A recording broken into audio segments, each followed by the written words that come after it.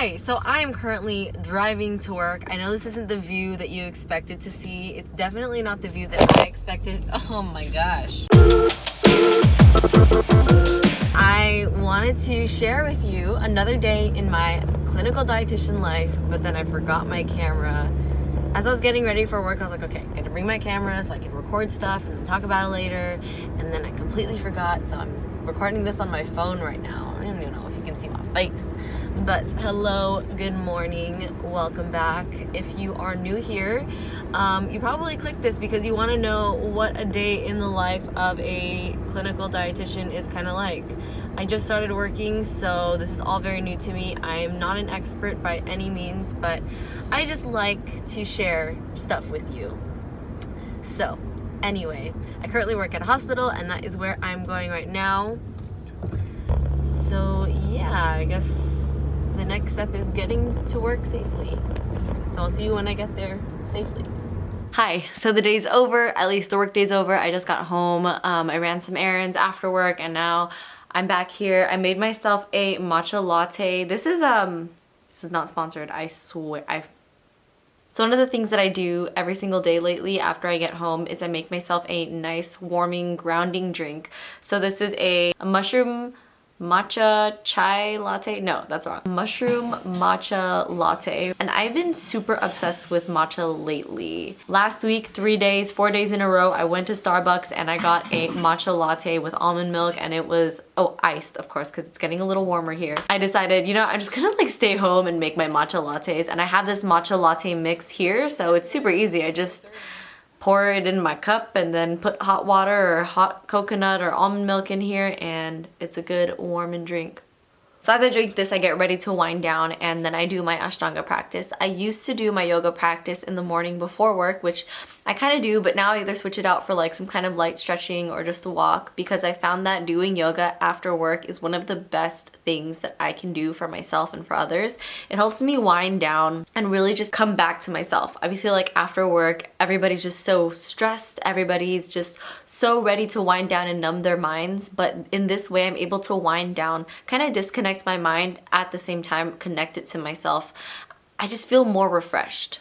And I think it's perfect for after work. I thought I would just do a fun little chat with you about how my day goes as a dietitian, since I'm not really able to film that much within the office. I'll just walk you through my day. Basically, I just get to work, and right when I get to work, I set my stuff down. I set up by logging into the charting system that we have, which is where all the patients' charts are and where we start to chart our information and our diagnoses and assessments.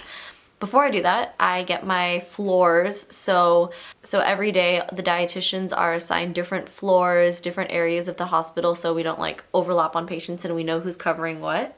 So I get my stack of floors, I look at who's due, how many patients are due, I write them all down on a piece of paper so I can go down the list. And then from there I have to log into all of my accounts, make sure that I'm ready to go for assessing. Obviously in this time I get my drink, I go to the bathroom because, you know, if you're well hydrated, you gotta go to the bathroom a lot. And I put on my blue light glasses. I was gonna say sunglasses, but I put on my blue light glasses. It filters out the blue light from computer screens, from phone screens, so that my eyes just don't get strained as much. I find that when I don't do it, I start to get headaches toward the end of the day or even in the middle of the day, but when I use the blue light, I feel like my eyes they're rested a little bit more, so they're not like, the light's not too harsh. A lot of the job that I do, a lot of the work that I do is sitting in front of a computer. And I've gotten a bunch of questions from my Instagram story where I asked you guys what you wanted to know about this dietitian job so I could talk about it now.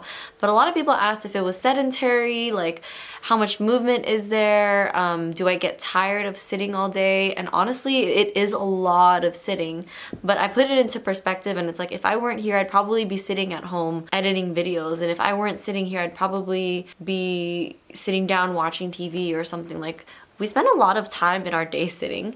We just don't realize it. But I do make sure to get up and stretch after a while. I do get a little antsy after like an hour of sitting down. So I like go to the bathroom, I walk around. I really like doing only a few patients at a time and then going up to see them and then coming back. And I always use the stairs. I rarely ever use the elevator.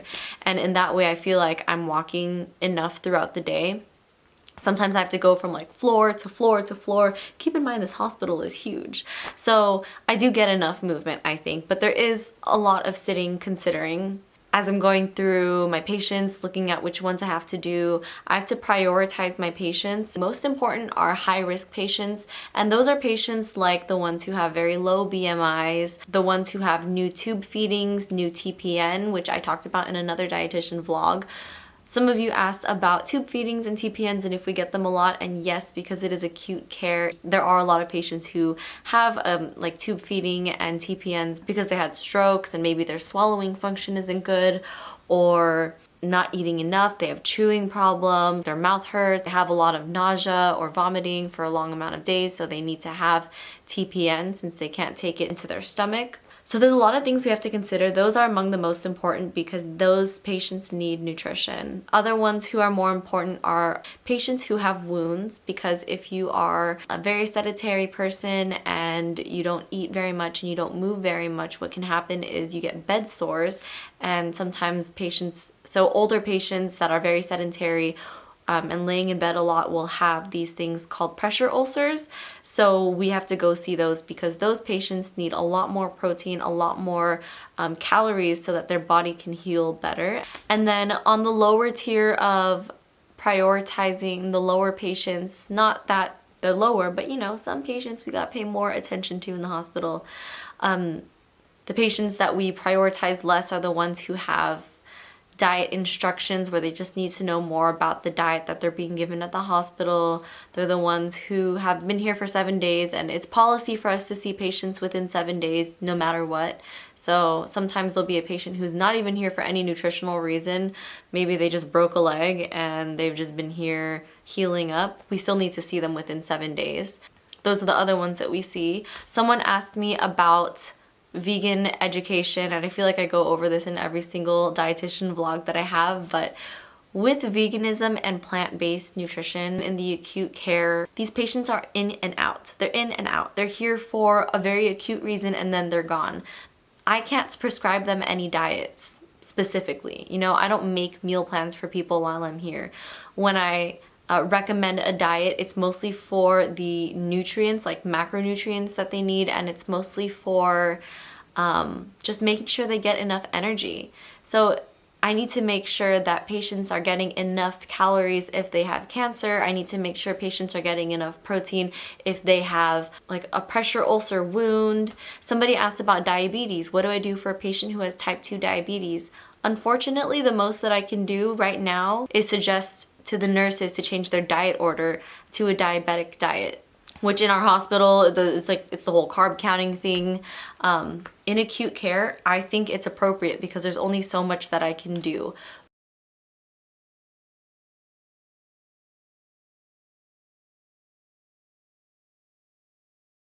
But when I go talk to these patients and when I talk to them about their diets after they get out, I do always emphasize eating more plant foods.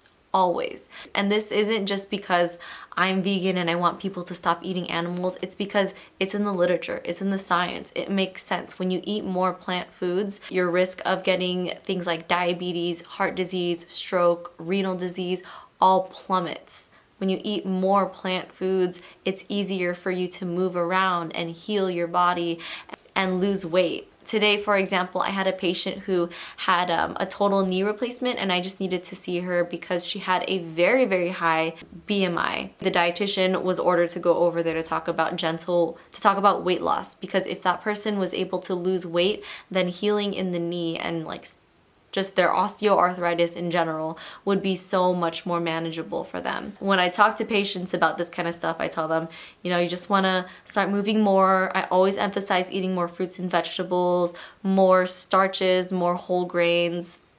Starches as in potatoes, like baked potatoes, sweet potatoes, and stuff like that. Eat more nuts and seeds. And then I always tell them, as much as possible, try to eat more plant-based protein. Red meat, poultry, fish, it can all be so much harder on your body, and eating plant-based protein allows you to get more protein in your diet, all the nutrients you need, also help you feel a lot more full, feel more regular, and lose weight all in one. It's not that I am not allowed to tell people to go vegan. It's just that the patients there don't even care about diet for the most part, and it's important to meet people where they're at. I know that in a more specialized setting, in one in which I could talk to patients one-on-one, counsel them, guide them, I will always advocate for more veganism. But again, it's important to meet people where they are, because you don't just go from the bottom of the ladder to the top of the ladder. You gotta take baby steps. And so I'm trying to be that person to help people take baby steps.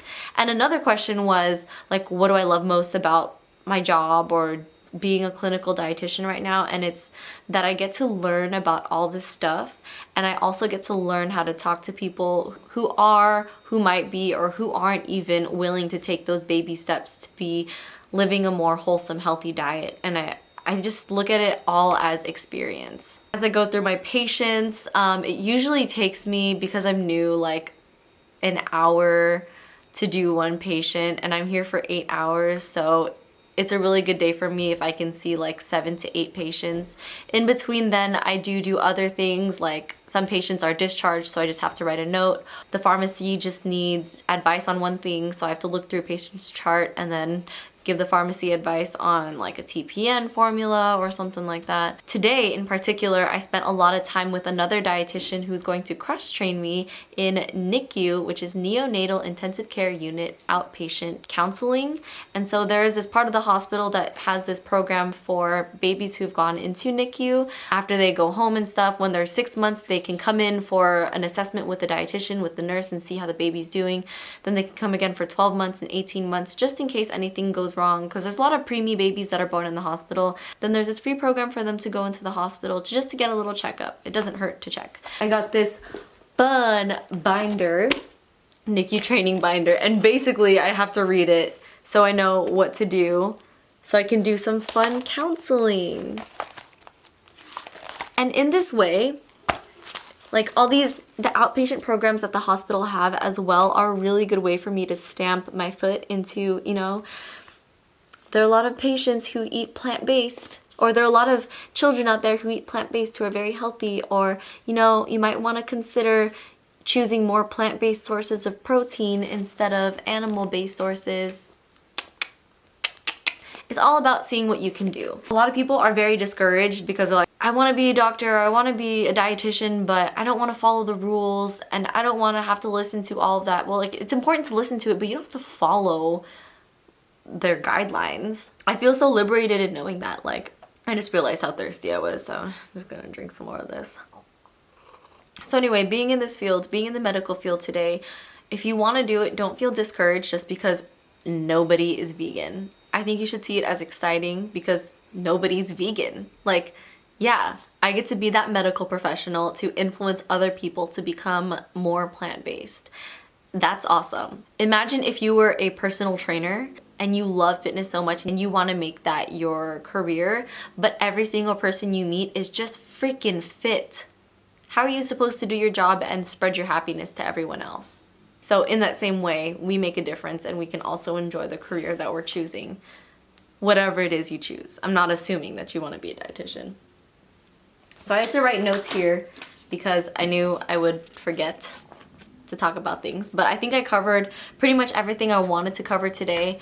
It's really important for me to have snacks, so of course I have my fun apple and almond butter as one of my faves, and also, unpopular opinion, but I love dipping strawberries in almond butter, especially if the almond butter is runny like the one from Trader Joe's. And I do bring an entire jar and I just leave it at work of almond butter. Because I eat almond butter so much with apples and celery and crackers, and it's the best. I love almond butter. So that's my little day in the life, little vlog about my work as a clinical dietitian. I think I want to do more videos on this, but I'm not sure if you guys want that. So let me know by pressing the like button and subscribing and commenting, because without that, I literally have no idea if you are even interested in this, if you want to see more. Give me some feedback, let me know. Because as much as I'd love to be talking to you in person, this is the best and easiest way for us to talk. If I talk to you via the videos and you talk to me via the comments, the messages, the likes, the subscribes, and we can just build this fun, loving relationship. Okay, I really need yoga now. I hope you guys are having a wonderful morning, noon, day, or night wherever you are, and grab a matcha because matcha is just amazing. I love matcha. And I'll see you next time. Bye.